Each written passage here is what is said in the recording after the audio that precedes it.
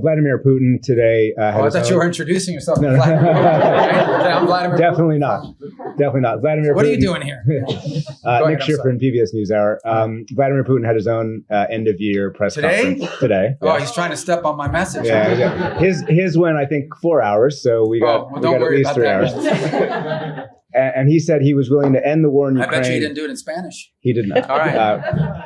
Go ahead. I'm sorry. No, it's all right. He said he was willing to end the war in Ukraine based on principles he had outlined last summer. And that included a complete Ukrainian withdrawal from 4 regions, most of which are not occupied by Russia, recognition of occupied Russian territory in Ukraine, and the complete lifting of sanctions. That goes beyond some of the recent conversations you've been having. So do you think Putin is serious about peace, and is the U.S. willing to recognize occupied Russian territory in Ukraine? Look, I think ultimately there is what people say, and I'm not claiming that that's not his position. I'm just saying there's what people say and then what people do. In the end, we're not going to base our approach to finding peace here on the basis simply of what people are saying. We're going to base it on what people are willing to agree to, what countries are willing to agree to.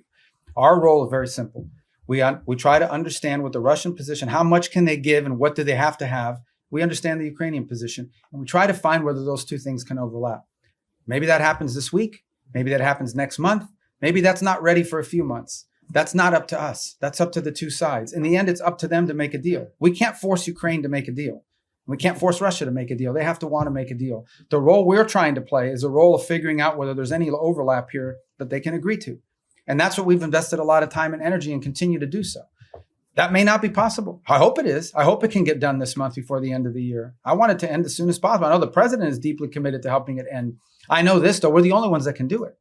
If we were not involved, no one would be talking to both sides. The UN can't do it, but who else is going to do it? Nobody in Europe can do it. So I think the one thing people should have is an expression of gratitude that President Trump is willing to continue to engage in this, despite the fact that we haven't yet gotten the outcome that he hopes to have, because no one else could do it.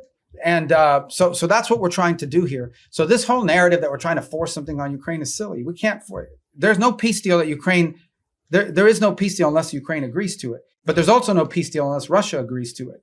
We are just trying to find whether there's common ground that we can make happen. And maybe that's not possible. Maybe it is. Maybe that's not possible right now. But we don't think our work could potentially serve as a baseline for that in the future. Maybe it is possible now. We're going to continue to test it and see where we can get to. Is the U.S. willing to recognize occupied territory? I'm not going to speak on any specifics of any deal because we're not going to be able to negotiate a peace deal, especially one like this, in the media. Suffice it to say, let me just put it to you this way. There can't be a peace deal unless Ukraine agrees to it. And there can't be a peace deal, of course, unless Russia agrees to it. But remember that. Any peace deal is one that Ukraine has to agree to because they're a combatant. If Ukraine says we don't agree to it, there won't be peace. So our job is not to force anything on anyone. It is to try to figure out if we can nudge both sides to a common place. And guys, in a conflict like this, in a war like this, that's not easy. It takes a lot of time. We're going to have some patience with it, unfortunately. It's already gone longer. But understand why the president cares about this. Okay? Because let's be honest here. And I'm not trying to diminish this, okay? Because it's an interesting position to be in. The United States we don't provide weapons to Russia. We only provide weapons to Ukraine. The United States doesn't sanction Ukraine. It's only sanctioned Russia. And yet we are still the only country in the world that can talk to both sides. So let's be clear about the role we played in this so far. I mean, we're the only ones that can. But so I don't mean to be dismissive of why this matters or it's important, because this is going on in another continent. We've got issues in our own hemisphere we need to be dealing with. That if you were to ask prioritization, I would argue that something in our hemisphere from our national interest is more important than something in another continent. But it doesn't make Ukraine and Russia unimportant. We care about it. That's why we're involved in it. But by the same token, why does the president care? I'll tell you why. This week, 9,000 people will die, including like 5,000 or 6,000 weekly Russian casualties, okay, in a war. This is a bloody, nasty conflict.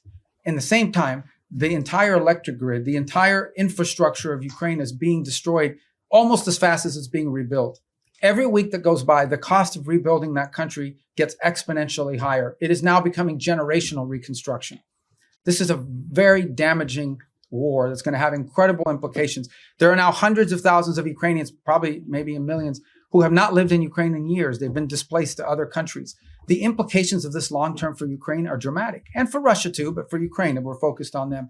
This is why the president wants to end it. He thinks it's a bloody, nasty, this horrifying war. And he doesn't like wars. He really doesn't like wars. He thinks they're a waste of money, time, and talent. And he wants this one to end. And we're doing everything we can to end it. And it may or may not be possible, but we're certainly going to keep trying.